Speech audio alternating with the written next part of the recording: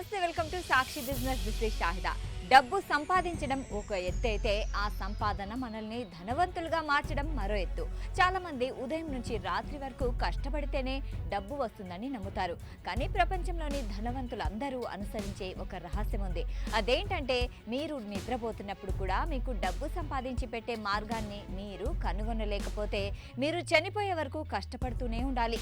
ప్రముఖ investor Warren Buffett చెప్పిన ఈ మాటలు అక్షర సత్యాలు.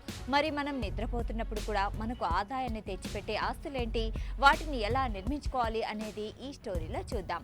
సాధారణంగా మనకు వచ్చే ఆదాయం రెండు రకాలు. ఒకటి యాక్టివ్ ఇన్కమ్, రెండవది ప్యాసివ్ ఇన్కమ్. మనం రోజు ఆఫీస్కి వెళ్ళి పని చేస్తే వచ్చేది యాక్టివ్ ఇన్కమ్, అంటే మనం అక్కడ ఉంటేనే డబ్బు వస్తుంది.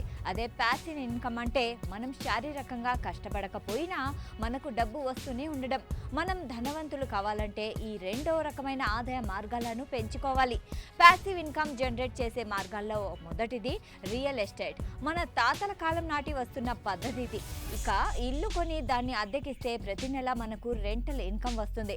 అయితే ప్రస్తుత కాలంలో ఇళ్ల ధరలు బాగా పెరిగిపోవడంతో కేవలం అద్దె మీద వచ్చే ఆదాయం చాలా తక్కువగా ఉంటుంది. అందుకే ఇప్పుడు చాలా మంది ఫైనాన్షియల్ అసెట్స్ వైపు మొగ్గు చూపుతున్నారు. స్టాక్ మార్కెట్లలో డివిడెంట్ ఇచ్చే షేర్లను కొనడం, మ్యూచువల్ ఫండ్లలో సిప్ చేయడం వంటివి దీని కిందకు వస్తాయి. మరో అద్భుతమైన మార్గం డిజిటల్ అసెట్స్. ఈ రోజుల్లో ఒక మంచి యూట్యూబ్ ఛానల్ ప్రారంభించిన, ఒక ఆన్లైన్ కోర్సును రూపొందించిన, లేదా ఒక ఈ బుక్ రాసిన అవి మీరు నిద్రపోతున్నప్పుడు కూడా ప్రపంచవ్యాప్తంగా ఎక్కడో ఒక చోట వీక్షించబడుతూనో అమ్మబడుతూనో ఉంటాయి. తద్వారా మీకు నిరంతరం ఆదాయం అందుతూనే ఉంటుంది. అలాగే వ్యాపారాలను ఆటోమేట్ చేయడం ద్వారా కూడా ప్యాసివ్ ఇన్కమ్ పొందవచ్చు. కేవలం ఒకే ఆదాయ వనరుపై ఆధారపడడం చాలా ప్రమాదకరం. ముఖ్యంగా 2026 వంటి ఆధునిక కాలంలో ఆర్థిక స్థిరత్వం కోసం మల్టిపుల్ ఇన్కమ్ స్ట్రీమ్స్ ఉండడం చాలా ముఖ్యం. మొదట్లో కొంచెం కష్టపడి ఇలాంటి ఆస్తుల్ని నిర్మించుకుంటే భవిష్యత్తులో మనం పని చేయలేని స్థితిలో ఉన్నా లేదా నిశ్చింతగా నిద్రపోతున్నా మన సంపద పెరుగుతూనే ఉంటుంది. ఆర్థిక స్వేచ్ఛను సాధించడమే మన అసలు లక్ష్యం కావాలి. సాక్షి టీవీ ప్రసారాలను నిలిపివేయడం చట్టరీత్యా నేరం.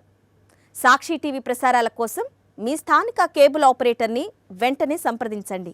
డిటిహెచ్లో, ఇంటర్నెట్లో కూడా సాక్షి టీవీ ప్రసారాలను వీక్షించవచ్చు.